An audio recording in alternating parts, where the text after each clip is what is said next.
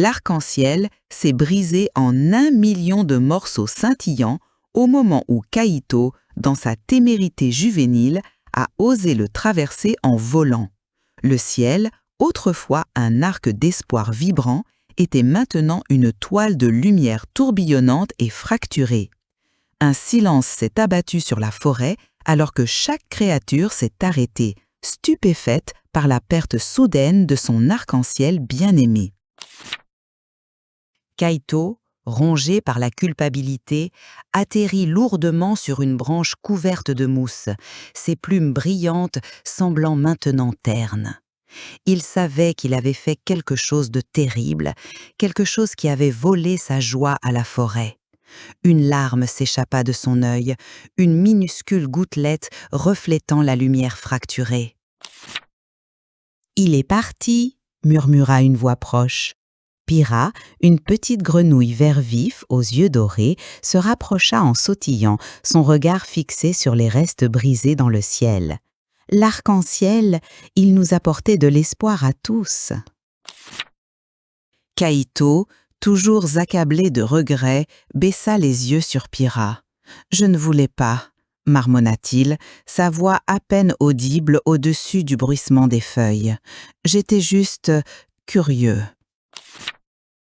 Pyrrha sauta plus près de l'arbre, ses yeux ne quittant jamais ceux de Kaito. « La curiosité est un cadeau, Kaito, » dit-elle doucement, « mais elle doit être tempérée par le respect. » Elle fit une pause, considérant la lumière dispersée. « Maintenant, nous devons trouver un moyen de réparer ça. »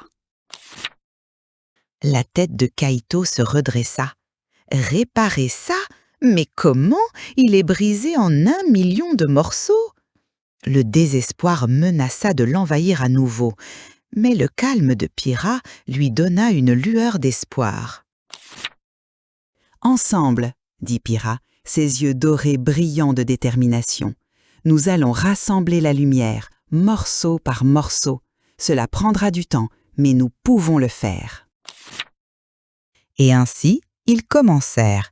Kaito, avec ses ailes rapides, s'envola dans le ciel, collectant soigneusement les plus grands fragments de lumière. Pyrrha, avec ses pieds agiles, ramassa les plus petits morceaux sur le sol de la forêt.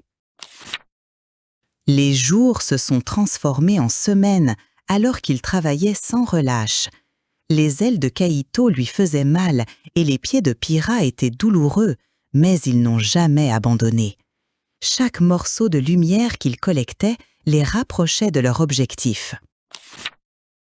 Ils trouvèrent une clairière au cœur de la forêt, un endroit où l'énergie était pure et forte. C'est là, décidèrent-ils, qu'ils reconstruiraient l'arc-en-ciel. Pyrrha arrangea soigneusement les plus petits éclats, créant une fondation scintillante. Kaito, avec sa précision, plaça les plus grandes pièces, les emboîtant comme un puzzle délicat. Lentement, péniblement, l'arc-en-ciel commença à se reformer. Ce n'était pas parfait, pas encore, mais il était là. Un témoignage de leur persévérance et de leur travail d'équipe. Mais il manquait quelque chose. L'arc-en-ciel, bien que magnifique, manquait de l'éclat et de l'espoir qu'il possédait auparavant. Kaito et Pyrrha se regardèrent, un sentiment de découragement les envahissant. « Ce n'est pas pareil, » dit Kaito, sa voix teintée de tristesse. « C'est incomplet. » Pyrrha acquiesça, ses yeux dorés reflétant les couleurs atténuées de l'arc-en-ciel.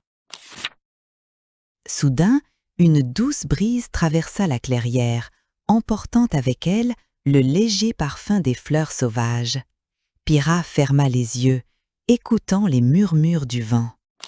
« Les pièces manquantes, » murmura-t-elle, les yeux toujours fermés. « Ce ne sont pas des fragments de lumière, mais des fragments de sentiments. » Kaito pencha la tête, confus. « Des sentiments? Que veux-tu dire ?»